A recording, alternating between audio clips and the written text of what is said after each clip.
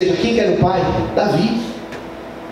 Ela chega para Davi e fala assim: Davi, lembra aquela pulada que a gente deu? Estou grávida. E agora? Como que eu vou dizer para o meu marido que esse filho é dele? E Davi, para consertar o seu erro, o diabo ele é sujo. Porque o diabo coloca ideias na nossa mente, e ideias do diabo não são ideias de Deus. Me veio uma ideia aqui para arrumar, cuidado.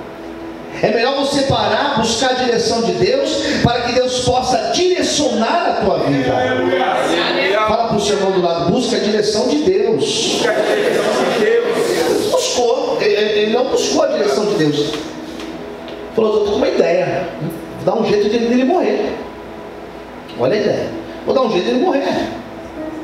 Porque se ele morre, você fica viúva. E você sendo viúva, eu posso te trazer para minha casa. E vou ficar até com uma imagem boa, né? Alguém que pegou uma mulher viúva, coitada. Mas como que eu vou matar ele?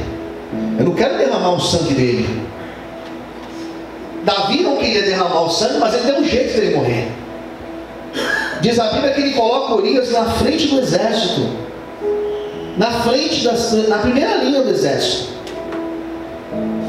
E Davi falou que eles deveriam ir para o combate. E Davi orientou um outro comandante para que quando o exército fosse para o combate, que na hora do fervo da luta, que o comandante mandasse todos recuarem e deixasse o coitado de Urias na frente sozinho. E sabe o que aconteceu? Exatamente como Davi planejou. Foram para a guerra, recuaram e Urias morreu na guerra.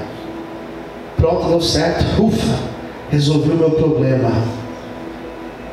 Resolveu nada. A fatura existia.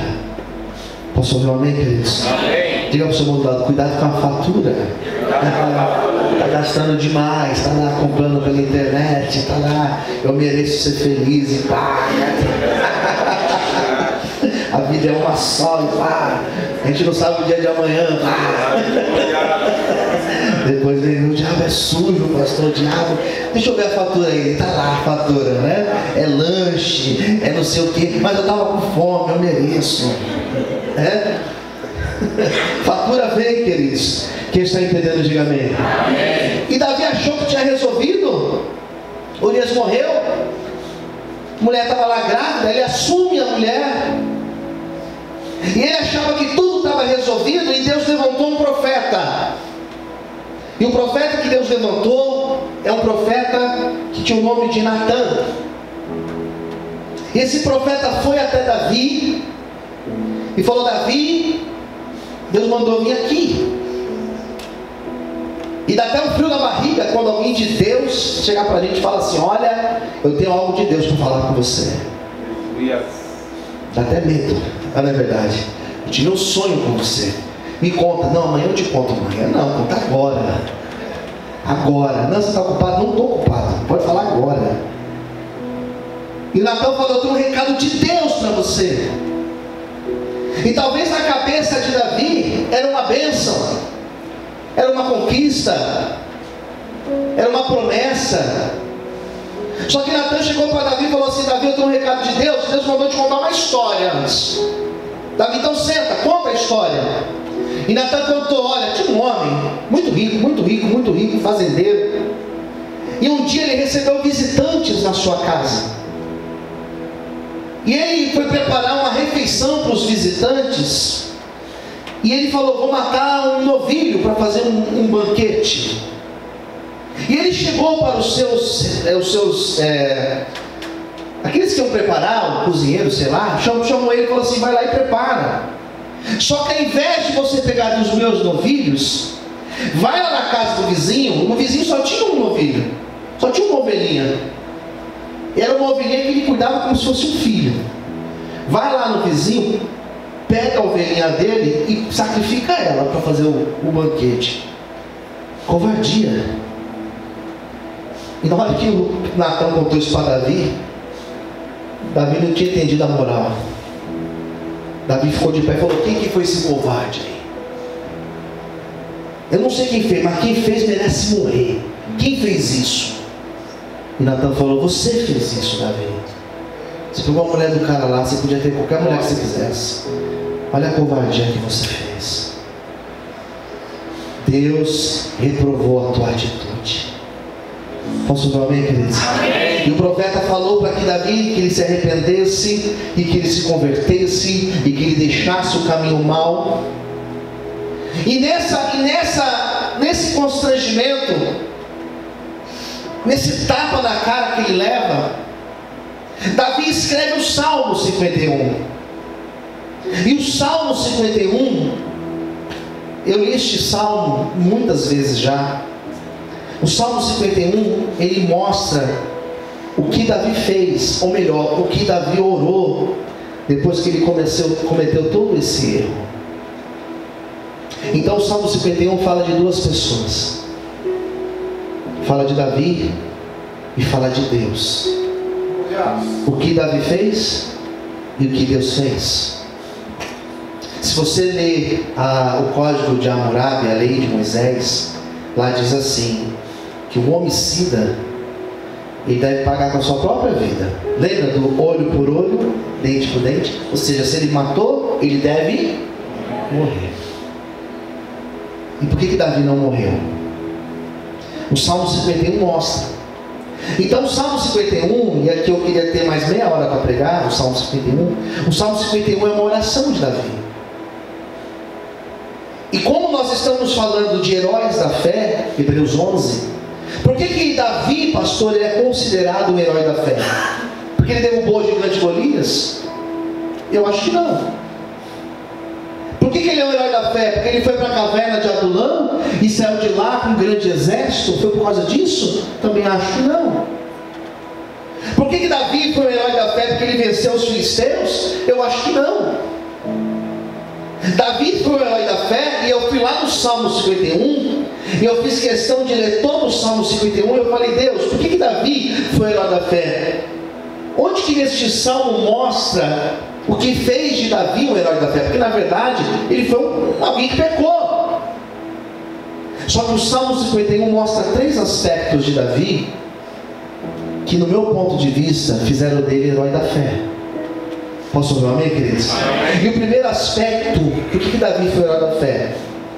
Porque no momento que ele foi constrangido por Natã, por Deus, através de Natã, e Natã coloca o erro dele, e diz o erro dele, Davi não fugiu da responsabilidade. Davi assumiu o seu erro. Davi reconheceu o seu erro, ele assumiu o seu erro. Quem entendeu, diga amém. Amém. Ele falou, é verdade, eu fiz isso, é verdade, eu fui covarde, é isso mesmo, é verdade, eu pequei. Na verdade não pequei somente contra ele, eu pequei contra Deus, porque se eu faço para alguém, eu estou fazendo realmente para Deus, então eu pequei perante Deus. Davi reconheceu o seu erro. Se alguém quer viver uma vida de vitória na presença de Deus, saiba que Deus não vai exigir de mim e de você a perfeição. Quem exige perfeição de mim e de você são as pessoas. O pastor tem que ser perfeito, o irmão tem que ser perfeito, a esposa tem que ser perfeita. Só que perfeição somente Deus.